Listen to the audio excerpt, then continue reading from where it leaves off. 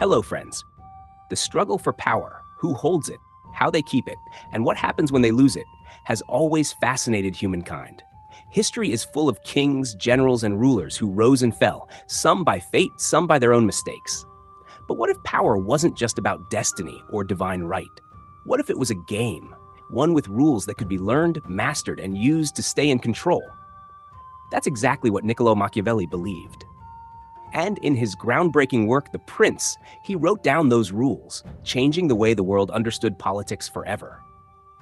Machiavelli was born in 1469 in Florence, a city of art, culture, and more importantly, endless political intrigue. Unlike the great artists of the Renaissance, he wasn't painting masterpieces or sculpting statues. His canvas was politics, and his tools were observation and strategy. He lived in a time when Italy was divided into rival city-states, constantly at war, with power shifting like the tides. One day, Florence would be ruled by the Medici family, the next by a republic. Machiavelli himself was a diplomat and government official, which gave him a front-row seat to the brutal reality of power struggles. Then, in 1512, the Medici returned to power, and Machiavelli was thrown out of government. He was even imprisoned and tortured for allegedly plotting against them. When he was finally released, he found himself in exile, far from the political world he loved. But instead of giving up, he turned his experiences into something revolutionary. The Prince, a book unlike anything written before. Now, let's get one thing straight. The Prince is not a guide to being a good person.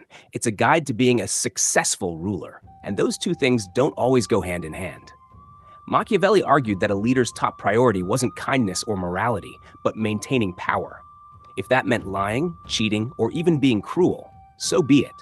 He famously wrote, "It is better to be feared than loved if you cannot be both." Why? Because love is unreliable. People can stop loving you. But fear? Fear keeps them in line. He also believed that rulers shouldn't depend on luck or the goodwill of others.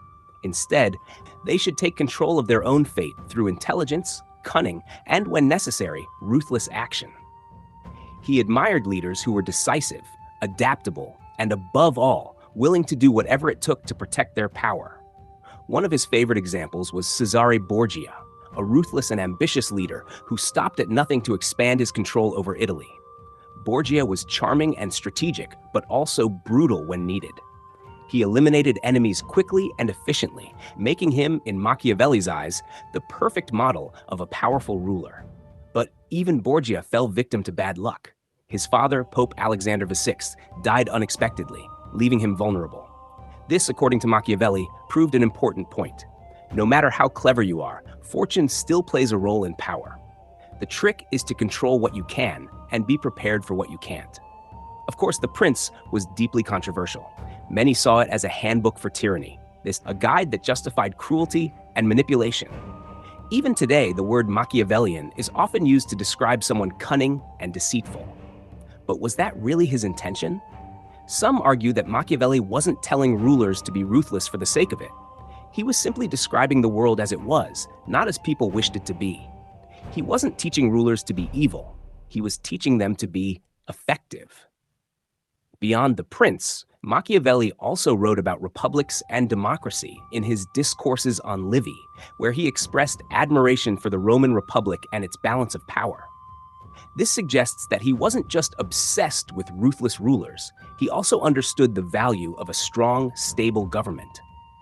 But whether you see him as a cynical manipulator or a realist who told the harsh truth, there's no denying Machiavelli's impact. His ideas influenced countless leaders, from monarchs to revolutionaries, and even modern politicians today. His work remains one of the most studied books on politics and power, a must-read for anyone trying to understand how leadership really works. And while Machiavelli was deeply rooted in Italian politics, his influence didn't stop at Italy's borders.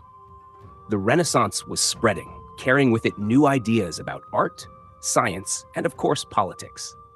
In our next episode, we'll explore how Renaissance ideas traveled beyond Italy, shaping the rest of Europe and transforming the world. So stay tuned, friends. The Renaissance is far from over.